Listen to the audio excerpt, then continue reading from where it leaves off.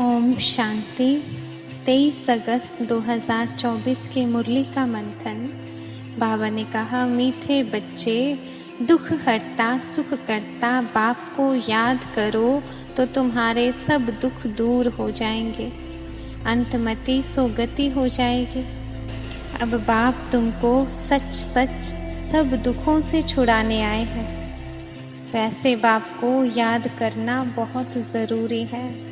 सिवाय बाप के और कोई को भी याद ना करो, बाकी सब दुख देने वाले हैं। जो सुख देने वाला है उनको याद रखो, इसमें गफलत नहीं करनी है। याद नहीं करेंगे तो पावन कैसे बनेंगे? याद से जन्म जन्मांतर के पापों का बोझा उतरेगा, याद से ही आत्मा सत्व प्रधान बनेगी। अभी से याद में रहने का अभ्यास होगा तो अंत समय में एक बाप की याद में रह सकेंगे। अंत के लिए ही गायन है, अंत काल जो स्त्री सिमरे। तो बाप को याद करने से 21 जन्मों का सुख सामने आ जाता है। बाप जैसी मीठी चीज दुनिया में कोई नहीं, इसलिए बाप का डायरेक्शन है, बच्चे चलते फिरते मुझे ही याद करो।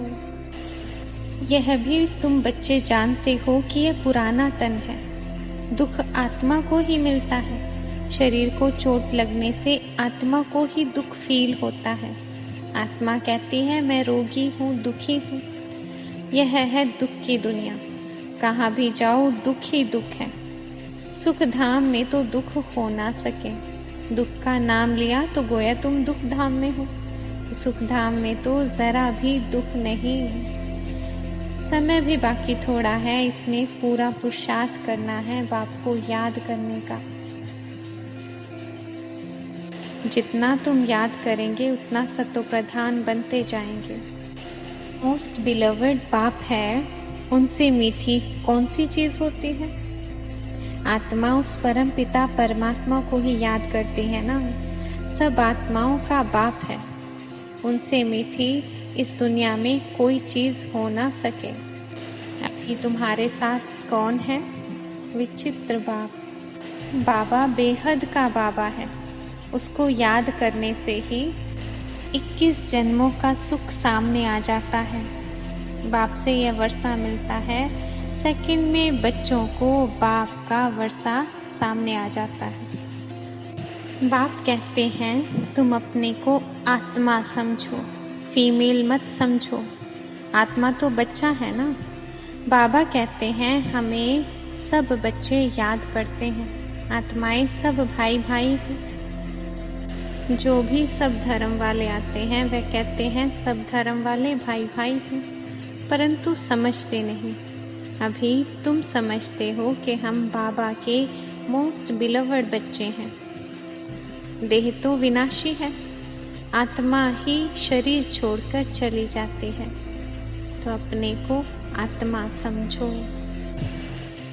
भक्ति में कहाँ से भी नाला निकला तो उनको गंगा जल कह देंगे, वहां जाकर स्नान करते हैं।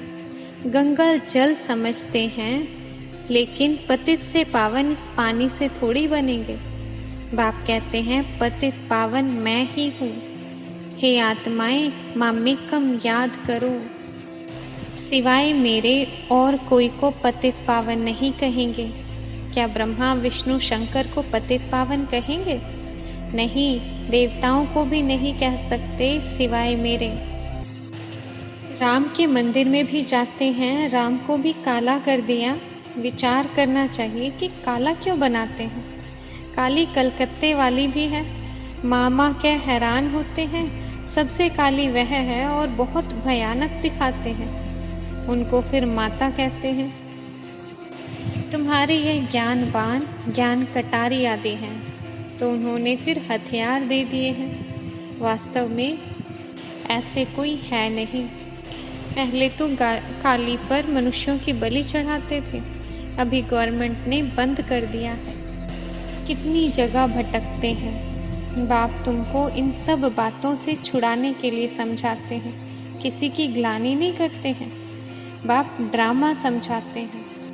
वरदान, अपनी श्रेष्ठ वृत्ति द्वारा विश्व का वातावरण परिवर्तन करने वाले आधार मूर्त भव।